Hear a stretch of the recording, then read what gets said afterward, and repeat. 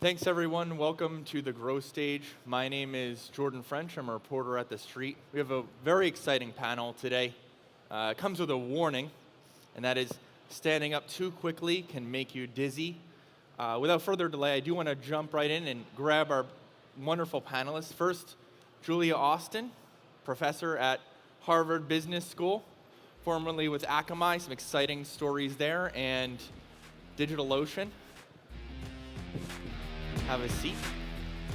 Matt Mickiewicz, who is now with Hired, formerly with and co-founder at Flippa, 99 Designs, and SitePoint.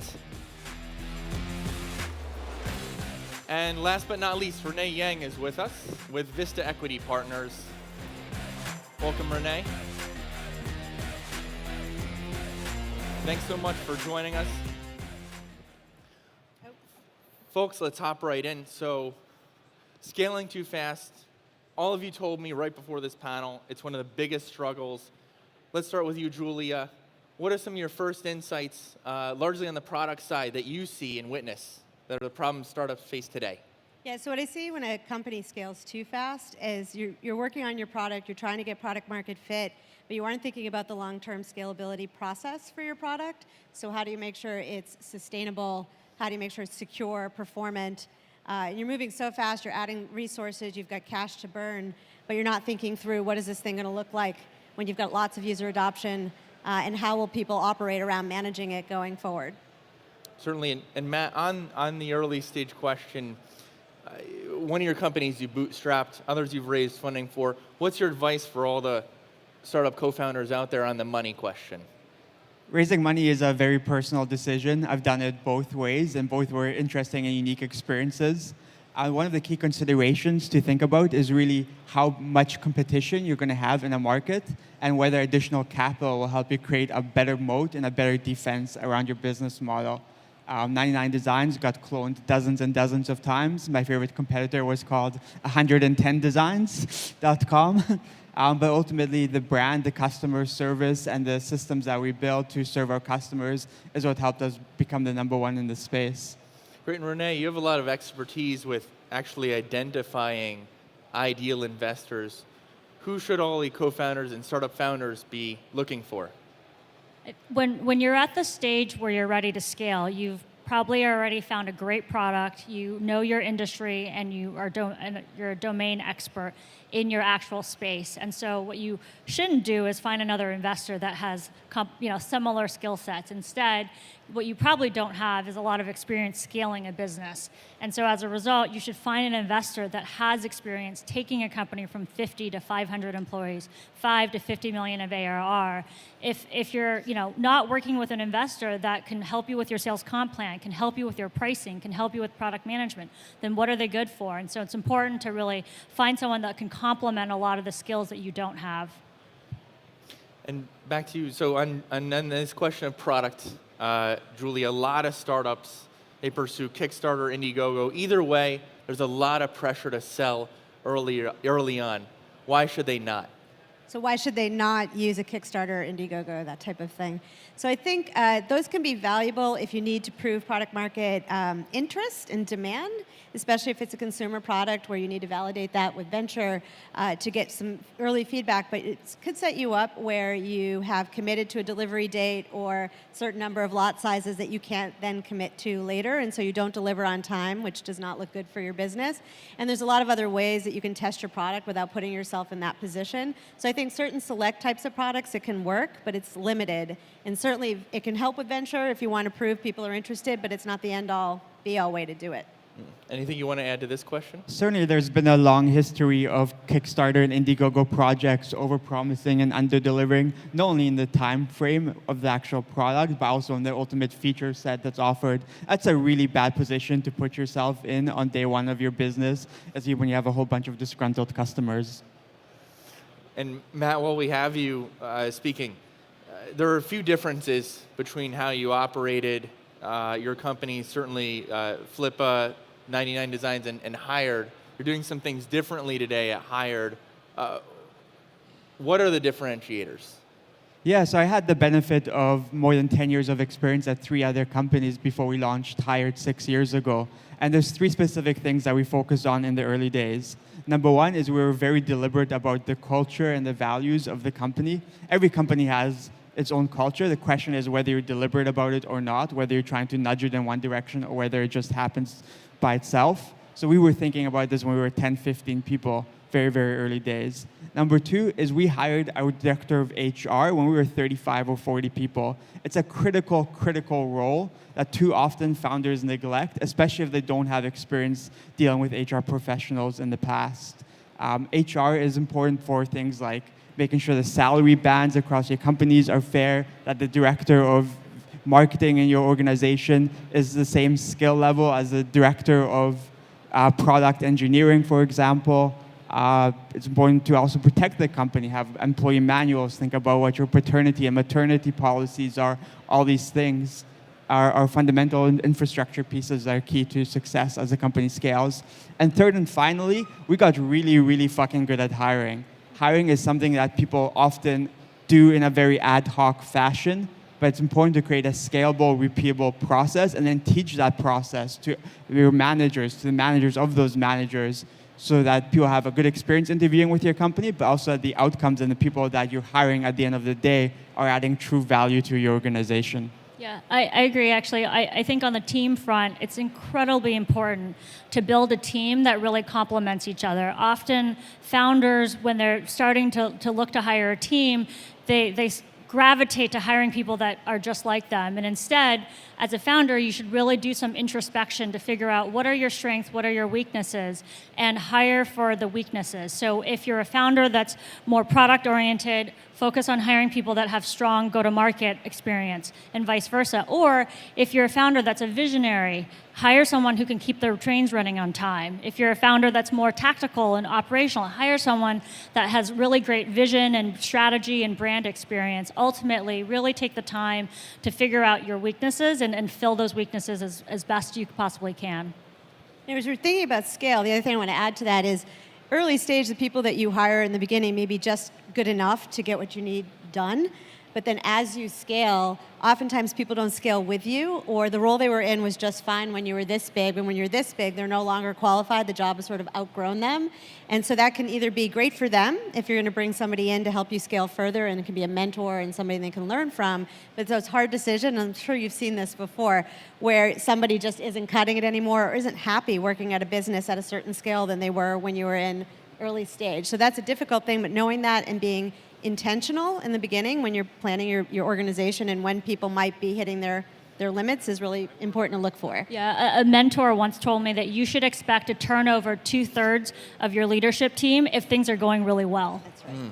And Rene, though, on that question, it can be really difficult, especially early on. You become close friends, comrades with your other co-founders, early employees. How do you handle those situations when it's time to relieve someone if they're not scaling with you? I think it's all about accountability and alignment. And so if someone isn't able to kind of keep up with the business, really spend time aligning with them what the goals and what the metrics of success are, and lay it out as plainly as possibly can, and hold them accountable to them. If they're not able to do it, you've got to make an objective decision. You've got to be objective with it and not bring emotion into it. It's incredibly common for the company to scale faster than its people. And as you mentioned, it can be a very difficult conversation to have, but a very critical one at the same time. The people that got you from 0 to 10 are probably not the people that will take you from 10 to 100. It's very different whether you're running a 10-person sales organization that's scaling up to 100 reps, or managing a $1 million marketing budget that's all of a sudden becoming $10 million because of your Series C or Series D fundraising. And keeping the wrong people in seat for too long is incredibly detrimental to the health and growth rate of your company. And Matt, while we have you again on the issue of personnel, HR used to be, for startups, kind of a backwater. An afterthought. You have a different view on that now. Is that right? Absolutely. Employees are your most valuable asset. You cannot build a great company without great people. So thinking about the experience that your employees have within the organization, thinking about how to attract the right people to your company, making sure you have a great employer brand, making sure you have a scalable, repeatable process for interviewing and hiring the people that you need for the next growth stage of your business is so, so important. One book that I always recommend to different entrepreneurs that I advise or invest in is a book called The Who. And it's basically a $20 book that you can buy from Amazon, and it lays out a scalable, repeated build process for recruiting and interviewing people, and down to the specific questions you should be asking at each step. That's just a great foundation point to teach your managers and your team to go down the path of becoming great at attracting talent. Rene, when should a startup hire its first HR personnel? It's a tough question. I would probably say when you're about 50 employees, you're thinking about an HR leader. Before then, you probably have some type of HR specialist and manager. But when you get to that 50 employee mark, that's when you need to really think about HR as a competency and a strength for the company. Not just in terms of hiring, but onboarding, training, career progression. If you want to continue to grow and scale, you need to be able to do a great job in all of those, not just on the hiring front. I'd go earlier. I just think we miss it. We miss it too soon, and it doesn't have to be somebody full-time, right? You could have a consultant or somebody work with you, but getting that right in the beginning to allow you to not waste or spend cycles later trying to put that in place or address personnel issues or other things as early-stage companies you just don't have time for, sooner versus later. HR debt is like technical debt. It just adds up over time. It becomes really expensive and really messy to fix later on. So we hired our director of HR when we were 35 or 40 people, and I think that's probably around the right time to start thinking about that position. Maybe never too soon in a way. Back to you, Julia. Sure. You had a fascinating conversation earlier about a company that you bore witness to in-house, Akamai. So even at bigger companies, they can scale too fast. Tell us that story. Oh, totally. So Akamai, when I joined Akamai, which is a content delivery system, hopefully you guys know a lot about them. They make the internet faster. When I joined the company, they went from 50 to 250 people just in the 2 weeks from my interview to me joining. We were pre-IPO. We grew up to 1,400 people. It was just crazy time. And nobody was really thinking about process, organization structure, and we were pretty much running the internet back then. I mean, most of the large properties, CNN, Microsoft, et cetera, were running on our platform.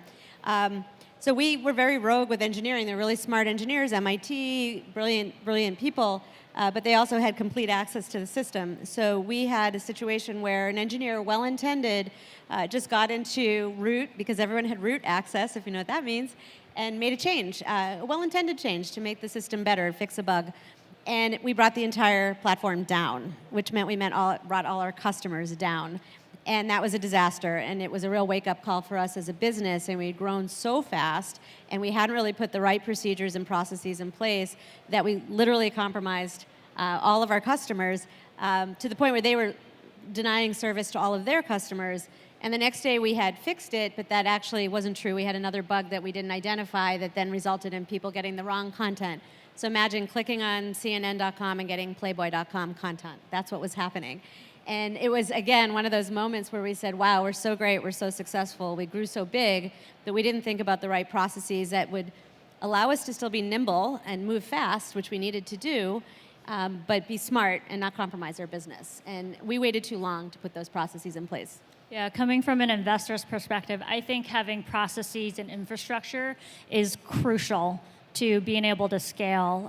Often companies think of growth at all costs instead of really building that infrastructure. I'm a big believer in this saying, you have to go slow to go fast, which means you need to take the time to actually invest and put in the right conditions for your company to be successful. So figure out product market fit before you start pouring gas on the fire. Figure out the most cost-effective customer acquisition channels, whether that's inside sales, lead gen, channel partner strategy, field deployed sales reps. Figure that out and test all of those out before you actually start pouring gas on the wrong fire, because that's what is ultimately going to cripple the company.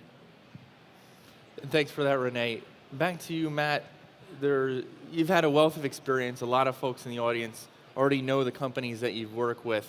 It also means that you've had a lot of opportunities to fail, and maybe even epically too. You can't teach people necessarily success at scaling, but what are 3 things that we can all take away from this talk that can guarantee failure and that everyone certainly wants to avoid?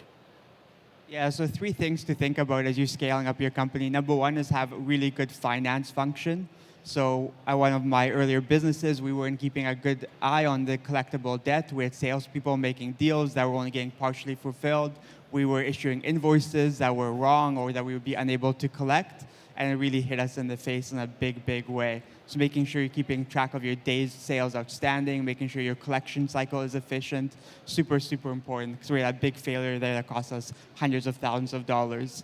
Number 2 is cap table. Cap table management, especially if you have investors, advisors, and hundreds of employees, becomes really complex. I used to just rely on lawyers and would assume they were doing the right thing and keeping track of who had what options and who had what shares, but they are not infallible. And if they make a mistake that you catch months or years later, it can cost you a lot of money to correct that. So using something like Carta, which was previously eShares, is one way of solving that problem.